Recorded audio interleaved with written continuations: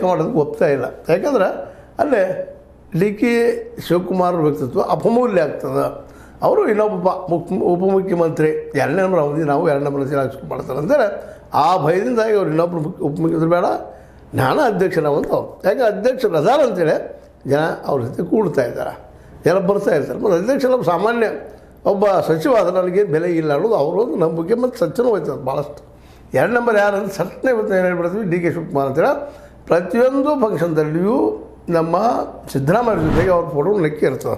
ಹೀಗಾಗಿ ಅವ್ರಿದ್ದಂಥವ್ರಿಗೆ ಅವ್ರ ಮೇಲೆ ಹೈಕಮಾಂಡ್ ಒಲವು ಇರೋದ್ರಿಂದ ಹೈಕಮಾಂಡ್ ಇವರು ನಮ್ಮ ಡಿ ಕೆ ಶಿವಕುಮಾರ್ ಹೇಳ್ತಾರೆ, ಶಾಸಕರಂದ ತಕ್ಷಣ ಅವ್ರಿಗೂ ಒಂದಿಷ್ಟು ಆಗೋ ಇನ್ನೇನಪ್ಪ ಇಲ್ಲಿ ಸುಮ್ಮನೆ ಇದ್ರೆ ಮತ್ತೇನೋ ಮಾತಾಡ್ತಾರೆ ಅಂತ ತಿಳ್ಕೊಂಡು ಅವರು ಮತ್ತೊಂದು ಹೇಳಿದ್ದಾರೆ. ಏನಪ್ಪ ಅಂತಂದ್ರೆ ಈ ನಮ್ಮ ಡಿ ಕೆ ಶಿವಕುಮಾರ್ ಅವರು ಮುಖ್ಯಮಂತ್ರಿಯಾಗಲು ಶಾಸಕ ಬಲ ಮುಖ್ಯವಲ್ಲ, ಎಲ್ಲ ನಿರ್ಧಾರಗಳನ್ನು ಹೈಕಮಾಂಡ್ ಮಾಡುತ್ತದೆ.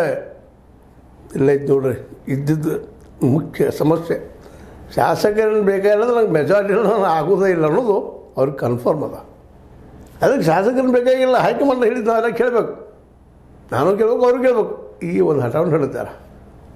ಇದರಿಂದಾಗಿನ ಸಿದ್ದರಾಮಯ್ಯರಿಗೆ ಒಂದು ಭಯ ಅದ, ನಾನು ಇವ್ರನ್ನೆಲ್ಲ ಇಟ್ಕೊಂಡು ಕೂಡಲಿಲ್ಲಪ್ಪ ಅಂದ್ರೆ ಈ ಎಲ್ಲ ಉಪಮುಖ್ಯಮಂತ್ರಿ ವಿಚಾರ ನಡೆಯಿಲ್ಲ ಅಂದ್ರೆ ನಕ್ಕೆ ಹಾರಿಸ್ತಾರಪ್ಪ ಇವರು ಹೈಕಮಾಂಡದವರು.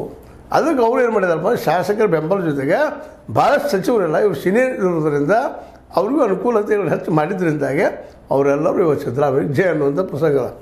ಅಂದ್ರೆ ಡಿ ಕೆ ಶಿವಕುಮಾರ್ ಅವ್ರಿಗೆ ಆ್ಯಬ್ಸಲ್ಯೂಟ್ ಮೆಜಾರಿಟಿ ಇಲ್ಲ, ಹೆಚ್ಚಿನ ಮೆಜಾರಿಟಿ ಇಲ್ಲ, ಹೆಚ್ಚಿನ ಸಚಿವರು ಸಪೋರ್ಟ್ ಮಾಡ್ತಾ ಇಲ್ಲ ಅನ್ನೋದು ಇದನ್ನು ಸ್ಪಷ್ಟ ಆಗ್ತದೆ. ಅದಕ್ಕೆ ಹೈಕಮಾಂಡ್ ಹೇಳಿ ಮುಗಿತಪ್ಪ ಅಂತ ಅವ್ರು ಹೇಳ್ತಾ ಇದ್ದಾರೆ. ಇಲ್ಲೈತಿ ಮುಖ್ಯ ಟಸಲ್ ಇನ್ಬಿಟ್ಟು ನಾವು D K C and Siddaramaiah.